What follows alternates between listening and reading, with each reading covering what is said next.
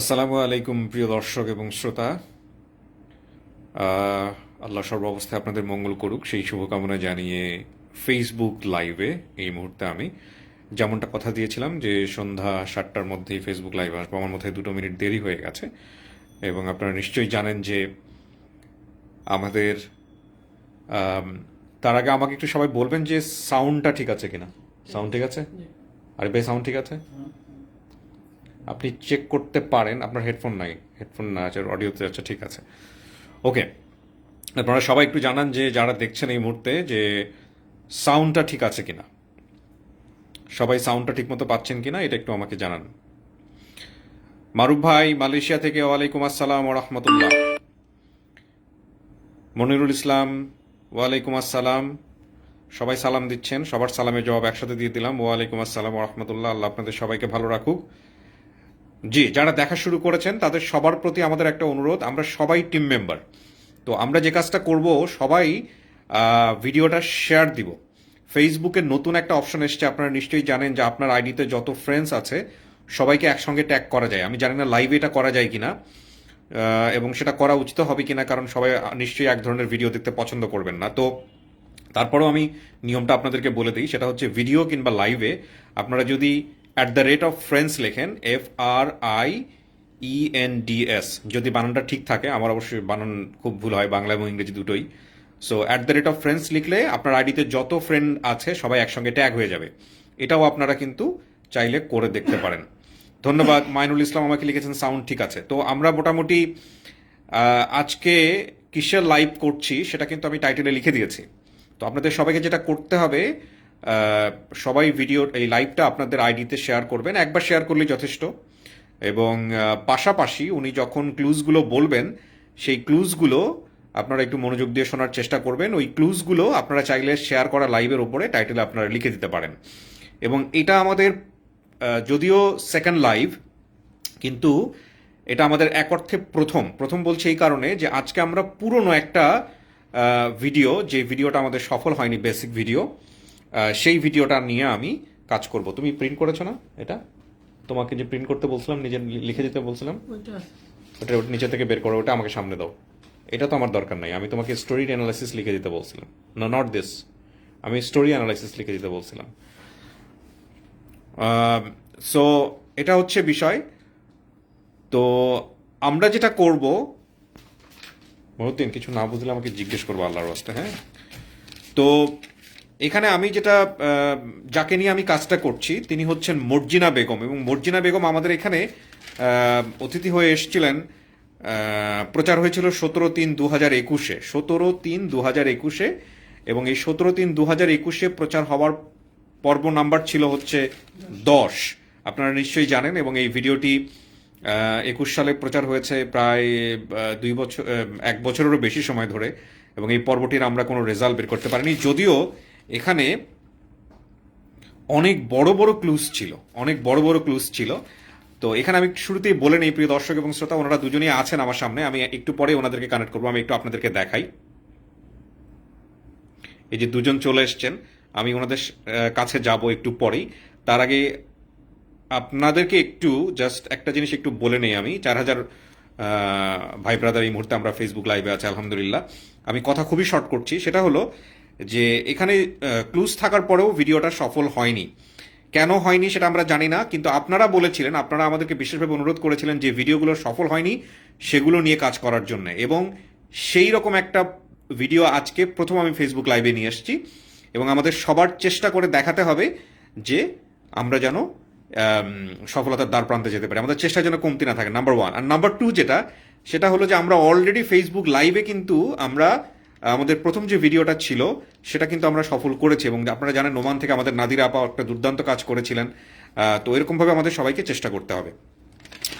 তো আমি কথা বাড়াবো না, আমি সরাসরি যিনি গেস্ট আছেন তার কাছেই যাচ্ছি, তাদের বক্তব্যগুলোই আপনাদেরকে একটু শোনানোর চেষ্টা করব।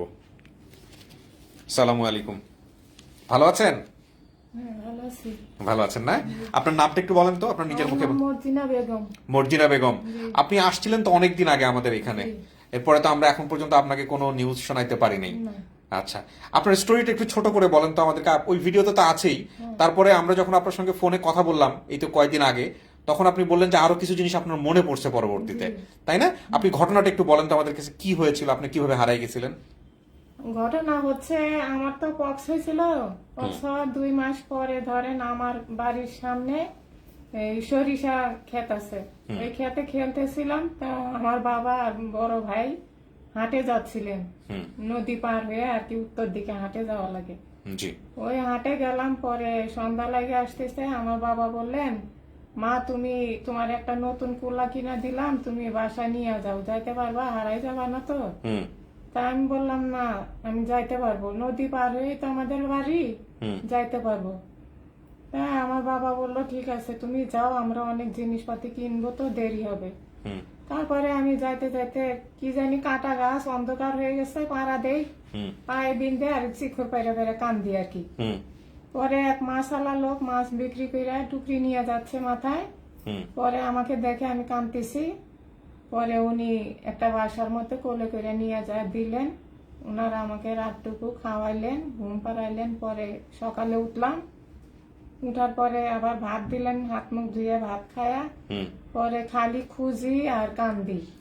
ওনারা খোঁজে নাই আপনাকে নিয়ে? না, ওনারা কেউ কিছু আমাকে বলেন নাই। পরে আমি আস্তে আস্তে এভাবে অনেক দিন মানে আমার বাপ মাকে খালি খুঁজি, নদী খুঁজি, খুঁজতে খুঁজতে খুঁজতে খুঁজতে পরে এক খ্রিস্টান পাদ্রির কাছে এসে আশ্রয় নিই। আচ্ছা, আমাকে একটু বলেন, আপনি এই বাড়ির জমি, মানে যে জমিতে বাবা কাজ করতেছিল, হ্যাঁ। ওইখান থেকে আপনার বাড়ি কত দূর ছিল? এর আগে যান নাই আপনি কখনো জমি থেকে বাড়িতে?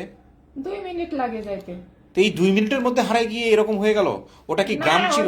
ওটা হাট, বড় একটা হাট। আচ্ছা, হাট থেকে পাঠাইছিল আপনাকে? হ্যাঁ, হাট থেকে আপনার বাড়িতে পাঠাইছিল নাকি জমি থেকে পাঠাইছিল? ওই কোন? হাট থেকে। হাট থেকে পাঠাইছিল। হাটে যেতেন কতক্ষণে? হাটে যাইতে আধা ঘন্টা লাগে। এর আগে কখনো গেছিলেন বাবার না, সঙ্গে? ওই হাটটা আমি যাই নাই। এই প্রথমবার গিয়ে প্রথমবারই আপনি হারাই গেছেন এভাবে? আচ্ছা, তারপরে কি হলো? তারপরে ওই খ্রিস্টান লোকটা আমাকে রাখলেন। 3 মাস রাখার পরে বলল যে তোমাকে আমি একটা জায়গায় দিব ভালো পরিবেশে, তুমি ওখানে লেখাপড়া করবা, মানুষের মতো মানুষ হবা, যাবা। তা আমি বলছি আচ্ছা, যেটা ভালো হয় সেটা করেন। পরে আমাকে রাখার পরে ঢাকায় এক লোকের মারফতে যোগাযোগ করার পরে এসে শিশুপল্লীতে আমাকে দিয়ে যান। হুম। এসে শিশুপল্লীতে দেন, হুম। ওনারা আমাকে ধরেন লেখাপড়া শিখায় বড় করেন। হুম। পরে ওনার সাথে আমাকে বিয়ে শাদী দেন। ও শিশুপল্লী থেকে আপনাকে ওখান থেকে ইয়ে করে পরে বিয়ে সাথে দেওয়া হয়েছে। আরে ভাই, আপনি বাইরে থাকেন, যদি কেউ আসে একটু বুঝায় বলেন, হ্যাঁ আমরা লাইভে আছি। ওকে, এখানে আপনি কি ছিলেন আমাদের সঙ্গে এর আগের ভিডিওতে? আপনি এসেছিলেন? আপনি তো ওনার হাজবেন্ড? না না, আমি আপনি ছিলেন না? কত তুমি আসি। কখনো আসেন না, আজকে তো আসছেন ফার্স্ট।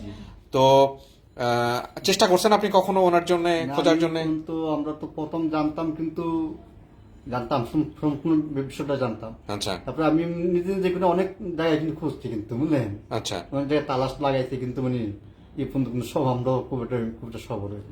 আপনি কি আমার ভিডিওগুলো দেখেন? এই যে অনেকে পায়, হ্যাঁ, দেখি আমি। মন খারাপ হয় না যে আপনারটা আমরা এখন পর্যন্ত হয়তো পাই? এখনো কান্নাকাটি করি। আমি কি করব, আমার মতো অসহায় মনে পৃথিবীতে কেউ নেই। বাপ মা থাইকাও ধরেন আজকে না থাকার মতো অবস্থা। কয় ভাই বোন ছিলেন আপনারা, কিছু মনে আছে আপনার? 2 ভাই বোন তখন। দুই ভাই বোন। আপনার তো বেশ কিছু জিনিস মনে আছে, আপনি একটু অলরেডি আমাদের এখানে কিছু ক্লু দিয়েছিলেন, আমি একটু দেখাই প্রিয় দর্শক এবং শ্রোতা। ওনার নাম হচ্ছে মর্জিনা বেগম, ওনার পিতার নাম ছিল ইয়াজউদ্দিন, ওনার মায়ের নাম ছিল কদবানু, জি। আর ওনার ভাইয়ের নাম ছিল ফয়সাল। ঠিক আছে, পেপারটা একটু বের করা। আর এছাড়া আপনি এখানে তথ্য দেওয়ার পর আর কি কি মনে পড়েছে আপনার? আর মনে পড়ছে যে আমি বাড়ির সামনে খেলা করতেছিলাম। হুম। তা আমার বাবা আরো আশেপাশের 4 জন লোক, মোট 5 জন। আমার বাবা হুক্কা খাইতেন তো, হুম। তামাক পাতা দিয়া। সেই হুক্কা খাওয়ার জন্য তামাক পাতা আনতে যাচ্ছিলেন সেই ইয়াতে দেওয়ানগঞ্জ। এটা আমি জানি না। পরে আমার বাবা যাচ্ছেন, আমি খেলা বাদ দিয়ে কানতে কানতে যাইতেছি বাবার পিছে। বাবা যাওয়া বাদ দিয়ে আমার কাছে আসলেন, এসে বললেন মা কি হয়েছে? পরে আমি কই কোথায় যাও? পরে কয় মা তুমি থাকো, তোমার জন্য দেওয়ানগঞ্জ থেকে সিন্দুরের আম নিয়ে আসবো। দেওয়ানগঞ্জ থেকে সিন্দুরের আম? জি। এই দেওয়ানগঞ্জ কি আপনাদের বাজারটা ছিল না, তাহলে? আমি জানি যে আমাদের দেশ দিনাজপুর, আমার জানা মতো। আমি ছোট, আমি অত কিছু বলতে পারি না। এখন দিনাজপুর না কোন জায়গা আমি সঠিক সেটা বলতে আপনি একটা জিনিস বলছেন যে আপনার চাচা, হ্যাঁ, তারপর আর কি কি বলেছে ওখানে, আর কি তথ্য মনে আছে বলেন আপনি যেটা আমার বলতেছেন। চাচা তখন চেয়ারম্যান ছিলেন। এটা আপনি নিশ্চিত ছিলেন? জি। চাচা চেয়ারম্যান ছিল? জি। এটা কি দেওয়ানগঞ্জের কোন? দিনাজপুরে। দিনাজপুরের চেয়ারম্যান। চাচার নাম কি ছিল? তাও বলতে পারি না আমি সঠিক। আপনি হারাইছেন কত বছর? আপনার 5-6 বছর কি 7 বছর হয়। আপনার বয়স এখন আপনি বলেছেন যে 52-53, যদি 5-6 বছর বয়সে যদি হারিয়ে গিয়ে থাকেন তার মানে আপনি প্রায় 40-45 বছর আগে হারাইছেন, এরকম হবে?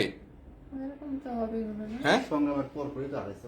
75 সালে হারাইছি আর কি। 75 সালের দিকে হারাইছেন। জি আচ্ছা, তো তাহলে তো বয়স ঠিকই আছে, কাছাকাছি বলা চলে। চাচা চেয়ারম্যান ছিল আপনি বলছেন। জি। আপনার বাপেরা কয় ভাই এটা মনে আছে? আমি বলতে পারি না কিছু। ফুপু ফুপু, খালা, নানা, তাও- কারো নাম মনে নাই? না। কারো নামই মনে নাই। আচ্ছা, আপনার শরীরে একটা চিহ্ন আছে, সেটা আপনি বলবেন না। এটা কি আপনার ফ্যামিলির কেউ জানে? বাবা জানে বা মা জানে? হ্যাঁ। জানে। আমার মারও হয়েছিল। সেটা তো মুখের দাগ, এটা তো আপনি বলতেছেন। এছাড়া এমন কোন চিহ্ন আছে যেটা ভিডিওতে দেখা গেল না, এটা মা জানবে বাবা জানবে, বলা দরকার না, এটা জানে কিনা? আমি তা বলতে পারি না। আমার পায়ে একটা ওই যে মুরগি ঠোকর দিছিল। ওকে, তার মানে এটা আপনি যেহেতু জানেন না, তাহলে আমরা বলতে পারি যে আপনার ওনার পায়ে একটা কাটার দাগ আছে, জি তাই না? জি। আপনার আর কারো কোনো নাম কি মনে পড়ছে? এই যে মায়ের নাম, বাবার নাম, মায়ের নাম বলছেন কদবানু, পিতার নাম ইয়াজউদ্দিন, বড় ভাইয়ের নাম ফয়সাল, চাচা চেয়ারম্যান ছিল, দিনাজপুর, দেওয়ানগঞ্জ, এই শব্দগুলো আসছে। এছাড়া আপনার আর কোনো কিছু কি মনে পড়ছে?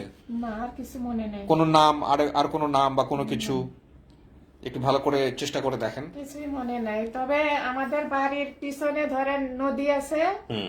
ওই নদীর এই পারে আর কি বাইদানিরা বসবাস করতো। বড় বড় নৌকা আছে না, নৌকার মধ্যে প্রতি বছর ধরেন একবার করে আমাদের দেশে বন্যা হয়।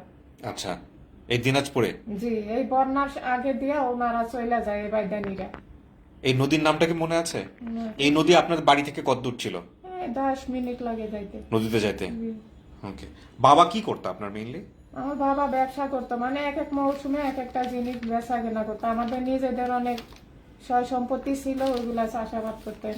আচ্ছা, আর ভাই কি আপনার এটা বড় ভাই ছিল না ছোট ভাই ছিল? বড়। বড় ভাই ছিল। কত বছরের বড় ছিল? মানে বড় বলতে কত, মান থাকে না যে একদম আপনি খুব ছোট, ও হচ্ছে বিয়ে শাদী করে ফেলছে, এরকম? 13 বছর হবে। বিয়ে শাদী করে নাই ওই সময়টাতে? আচ্ছা, তো আপনি যা লিখে নিয়ে আসছিলেন ওই সময়টাতে, আমি একটু এই লেখাগুলো আমাদের দর্শকদের একটু দেখাই। প্রিয় দর্শক এবং শ্রোতা যারা এখন পর্যন্ত আছেন আমাদের এই ইয়েতে, দেখুন উনি নিজে লিখে নিয়ে আসছিলেন এখানে। আমি লেখাগুলো আপনাদের একটু পড়ে, জীবন বৃত্তান্ত, জীবন কাহিনী। 1975 সালে আমি মর্জিনা বেগম নিজ বাবার সাথে হাটে হারিয়ে যায়। এই দেওয়ানগঞ্জে আপনারা কোনো হাট পান কিনা একটু দেখবেন, বা দিনাজপুরে আসলে তো হাট অনেক। তখন আমার বয়স আনুমানিক 5-6। হারিয়ে যাওয়ার পর আমার মনে আছে যে হাটটি ছিল গ্রামের সাপ্তাহিক বড় হাট। আমার বাড়ি থেকে নদী পার হয়ে যেতে হয়। হারিয়ে যাবার পর আমি রাতে এক অজ্ঞাত ব্যক্তির বাসায় আশ্রয় দিই এবং পরদিন সকালে আমি আমার মা বাবাকে খুঁজতে থাকি। এই রকম বেশ কিছুদিন অতিবাহিত হয় এবং তারপরে তো উনি SOS শিশুপল্লীতে গেছেন, সেটা তো উনি ওনার মতো করে বলেছেনই। এখানে কোথাও ফোন নাম্বার আছে কি? না। আচ্ছা, তো এই হলো বিষয়। এরপরে উনি শিশুপল্লীতে বড় হয়েছেন, সেটার বর্ণনাই উনি দিয়েছেন। হ্যাঁ, তো এই হলো অবস্থা। এছাড়া আসলে ওনারা তেমন কিছু মনে নাই। বর্তমান ঠিকানা দিয়েছে, বর্তমান ঠিকানা সঙ্গত কারণে আমরা ভিডিওতে প্রকাশ করব না। তো এবার একটু আমি সংক্ষিপ্ত করে আপনাদেরকে বলি, খুবই সংক্ষিপ্ত একটা ভিডিও। আপনারা যে ক্লুজ পেয়েছেন সেই ক্লুজের ভিতরে আমরা শক্তিশালী ক্লুজ বলতে গেলে বলতে পারি এটা হচ্ছে দিনাজপুর জেলার ঘটনা। ওনার মায়ের নাম ছিল কদবানু, বাবার নাম ছিল ইয়াজউদ্দিন, ভাইয়ের নাম হচ্ছে ফয়সাল এবং ওনার নিজের নাম হচ্ছে মর্জিনা। উনি দুটো শব্দই ওনার মনে আছে, একটা হচ্ছে দিনাজপুর আর একটা হচ্ছে দেওয়ানগঞ্জ। যারা এই লাইভটা দেখতেছেন তাদের সবাইকে আমি বলবো যে শব্দগুলো আছে এই শব্দগুলো দিয়ে আপনারা একটা স্ক্রিনশট নেবেন, এই ভদ্রমহিলার ছবির একটা স্ক্রিনশট নিয়ে দিনাজপুরের যেসব গ্রুপ আছে বা দেওয়ানগঞ্জ নামে যদি কোনো গ্রুপ থাকে সেই গ্রুপে আপনারা একটু স্টোরিটা লিখে আপনারা একটু পোস্ট করেন। ওনার কথা অনুযায়ী ওনারা এক ভাই এক বোন ছিলেন সেই সময়টাতে। তার মানে বুঝতেই পাচ্ছেন যে ওর বাবার কত আদরের সন্তান উনি। এবং আপনারা আমাদেরকে বারবার নক করেছেন যাতে করে যেসব ভিডিও আমরা সফল করতে পারিনি সেই সব ভিডিও নিয়ে আমরা কাজ করি। তো আলহামদুলিল্লাহ তাদেরকে বেস্ট আউটপুট দেওয়ার জন্য কিন্তু আমরা এই ফেসবুক লাইভে নিয়ে এসেছি এবং আমরা জানি যে ফেসবুকের রিচ অনেক বেটার, ভিডিওর চাইতে অনেক বেশি বেটার। তো সেই জায়গাটা থেকে আমরা এই ফেসবুক লাইভটাকে কাজে লাগাতে চাই এবং একই সাথে আমরা ইউটিউব লাইভেও আসবো ইনশাল্লাহ খুব শীঘ্রই। সেটার জন্য আমাদের আরও একটা ভালো ডিভাইসের প্রয়োজন। আমরা চেষ্টা করছি যে খুব শীঘ্রই আরেকটা ভালো ডিভাইস কানেক্ট করে আমরা একসাথে ফেসবুক এবং ইউটিউবেও লাইভগুলো করব। তো আমি সবাইকে আচ্ছা, এখানে একজন নজরুল ইসলাম লিখেছেন, ভাইয়া জামালপুর জেলার অন্তর্গত একটি উপজেলার নাম দেওয়ানগঞ্জ, দেওয়ানগঞ্জ উপজেলাটি দিনাজপুরের পাশাপাশি। It's a great clue Nazrul Islam ভাই। এটা একটা ভালো ক্লু।